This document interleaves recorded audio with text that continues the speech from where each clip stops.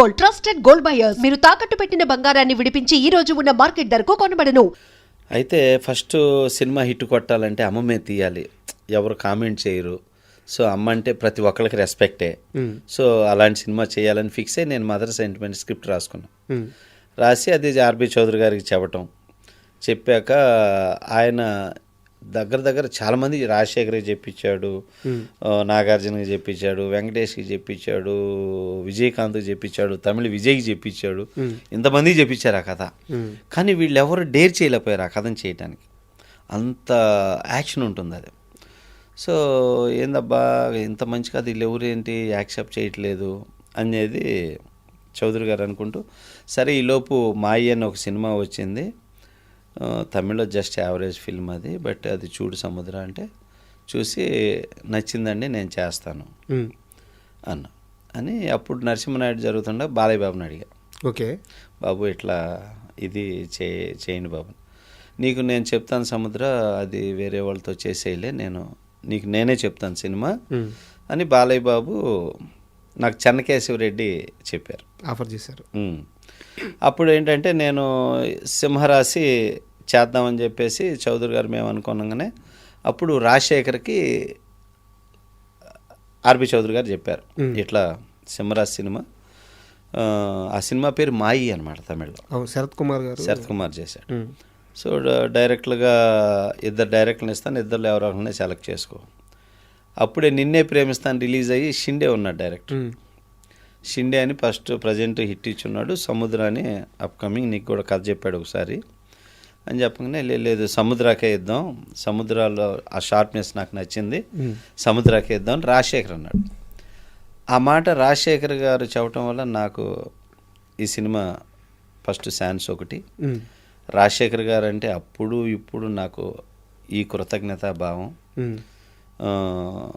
తను చాలా పెద్ద డైరెక్టర్లు కూడా చాలామందిని అతనితో ఫస్ట్ డైరెక్షన్ చేయాలని వెళ్ళినవాళ్ళు. రాజశేఖర్ తోటి చెప్పాడు నాకు, కృష్ణవంశీ కానీ, సీను వైట్లో కానీ, మళ్ళీ తేజ కానీ, ఇట్లాంటి వాళ్ళు అందరూ.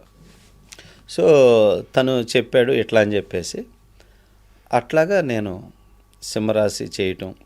కాకపోతే రాజశేఖర్ డౌట్, ఈ సినిమా ఎంతవరకు ఆడిద్దు, ఈ సినిమా చూస్తే హీరో ఏమో ఒకే డ్రెస్ వేసుకొని ఉన్నాడు, కింద కూర్చుంటాడు, ఇవన్నీ హీరోయిన్ పట్టుకోడు. మా అన్నయ్య పెద్ద హిట్ అనమాట అప్పుడు. ఆ సినిమా అంత పెద్ద హిట్ సినిమా ఇక్కడ చేస్తే యావరేజ్ అయింది, ఇదేమో యావరేజ్ సినిమా, ఇదేంది నా కర్మ, అందరికేమో సూపర్ హిట్లు ఇచ్చాడు చౌదరి గారు అని ఈ రాజశేఖర్ గోల. అయితే కాతే ఇక కానీ డైరెక్టర్ చెప్పింది వింటాడు రాజశేఖర్. స్పాట్కి వచ్చాక విని క్యారెక్టర్ని బాగా మోల్డ్ చేసుకుంటే నేను అక్కడికి ఎమోషన్లో రాజశేఖర్ మీద ఏ యాంగిల్ వర్కౌట్ అవుతుంది అనేది మైండ్లో పెట్టుకొని ఎప్పుడు రాజశేఖర్ గారి మీద యాక్షన్ ఫ్యామిలీ డ్రామా వర్కౌట్ అవుతాయి. అతని హిట్ సినిమాలు అన్నీ తీసుకోండి, ఒక అంకుశం కానీ, ఒక ఆగ్రహం కానీ, ఒక మన ఆయన చేసిన మగాడు కానీ, నేను చేసిన సింహరాశి కానీ, ఎవడైతే నాకేంటి కానీ, ఇవన్నీ కూడా emotion drama, emotion family drama. ఇక ఏ యాంగిల్కి అయినా కొట్టేస్తాయి. సేమ్ బాలయ్య కూడా అంతే, బాలకృష్ణ గారి ట్రాక్ కూడా అంతే. సో అట్లాగా సెలెక్ట్ చేసుకొని ఎక్కడికక్కడ డైలాగులు తీస్తే ఎక్కడికక్కడ ఎమోషన్ లేపుతూ అసలు ఫస్ట్ సినిమాకే నువ్వా నేనా, నా డైరెక్షనా నీ హీరోయిజమా, ఆ లెవెల్లో సినిమాని తీశానండి. సినిమా తీశారు కరెక్ట్, సింహరాశి తీశారు కరెక్టే. సినిమా తీస్తున్నంతసేపు మీకు తప్పించి కనీసం మీ టీంలో ఉన్న అసిస్టెంట్, అసోసియేట్, కో డైరెక్టర్లకి ఎవ్వరికి కూడా ఈ సినిమా ఆడద్ది అని నమ్మకం లేదంట. మీకే మొహం మీదే చెప్పేశారట ఈ సినిమా ఆడదు. నిజమేనా? నిజమే.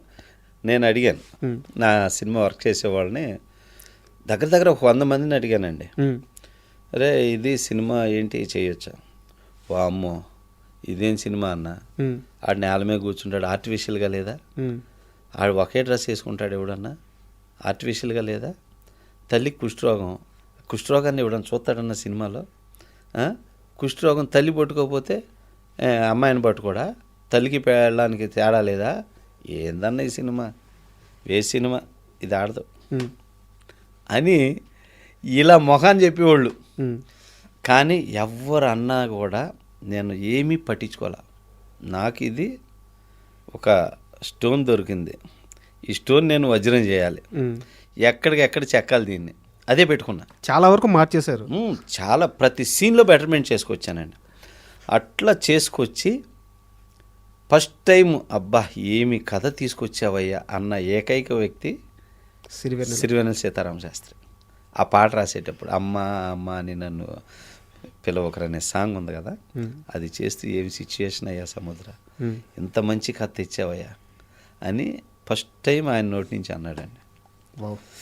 అన్నాడు. ఇక తీసినంతసేపు సరే మా వాళ్ళు ఉన్నారు, మా డైరెక్షన్ డిపార్ట్మెంట్ ఇలా అన్నారు. సినిమా అంతా అయిపోయింది. అయిపోయినాక అడిగా, ఇప్పుడన్నా చెప్పండి రండి, మీ సుడి బాగుంటే ఆడాలి, లేకపోతే ఇది ఆడదండి అప్పుడు కూడా అన్నారు. అనేసరికి సరే ఓకేరా అనుకున్నా. నా కాన్ఫిడెంట్ మాత్రం తగ్గల. నేను వన్స్ ఏ డెసిషన్ ఫిక్స్ అయితే అది ఇక ఎవరు చెప్పినా విన్నాం. డైరెక్టర్ అనేవాడికి డెసిషన్ అనేది వెరీ వెరీ ఇంపార్టెంట్. అంత స్ట్రాంగ్గా ఉండాలి. ఒక కథని నిర్ణయం తీసుకునేటప్పుడు ఎవరి మీద డిపెండ్ అవ్వకూడదు. ఒక సీన్ చేసేటప్పుడు ఎవరి మీద డిపెండ్ అవ్వకూడదు. ఒక డైలాగ్ని తీసుకునేటప్పుడు ఎవరి మీద డిపెండ్ అవ్వకూడదు. ఇటు మంచి వినాలి, ఇటు చెడు వినాలి. హంసలాగా ఏది మంచి అనేది మాత్రం మనం తీసుకోవాలి. సో అలా ఉంటాను అనమాట నేను.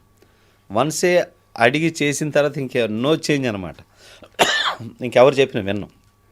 అట్లాగా సినిమా చూశాక ఆర్బి చౌదరి గారు అప్రిషియేట్ చేశాడు. ఏం తీసావు సముద్ర, బ్యూటిఫుల్, బ్రహ్మాండంగా ఉంది సినిమా అని చెప్పారు. రాజశేఖర్ గారి రియాక్షన్ ఏంటి? రాజశేఖర్ గారికి అప్పటికి నమ్మకం లేదు. హిట్ అయినాక హ్యాపీ, హిట్ అయినాక హ్యాపీ. బట్ ఇప్పుడు కూడా అతను గర్వంగా చెప్పుకోలేడు. ఏంటో కానీ నాకు ఆ సినిమా గురించి ఏదో అంకుశం అని చెప్తాడు. ఆ అంకుశం మర్చిపోయారు జనం.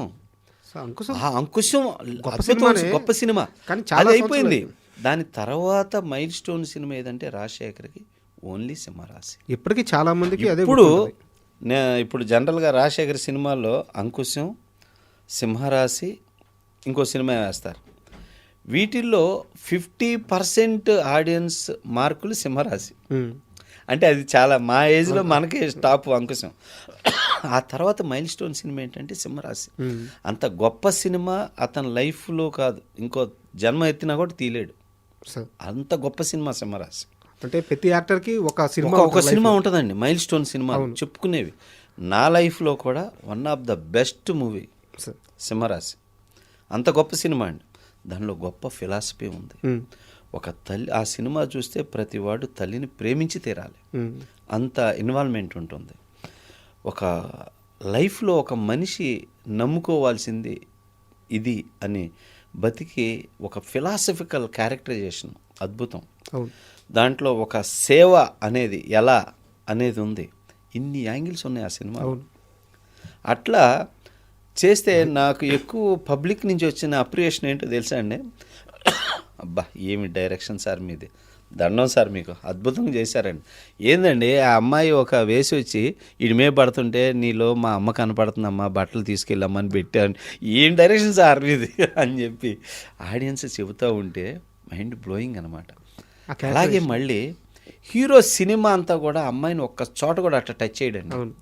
రాజశేఖర్ గోళ, నా ఫ్యాన్స్ గోల్ చేస్తారు, నేను పట్టుకుంటానని, మీకు దండం పెడతాను స్వామి, ఇన్ని సినిమాల్లో పట్టుకున్నా ఈ ఒక సినిమాలో వదిలి అంటే ఏది జీవిత సముద్ర ఇలా అంటాడు, హీరోయిన్ పట్టుకోతా, ఈ డ్రీమే కదా అంటాడు, డ్రీమ్లో కూడా పట్టుకోవద్దు నువ్వు అనేవాడిని.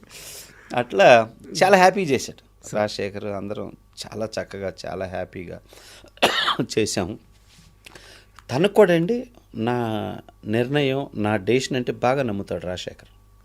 సముద్రాకి నచ్చిందా ఫస్ట్, నాకు అది కావాలి, మీ ఎవరి డెసిషన్ కాదు, సముద్రాకి నచ్చిందా లేదా, నచ్చిందా ఓకే అంటాడు, అంతే.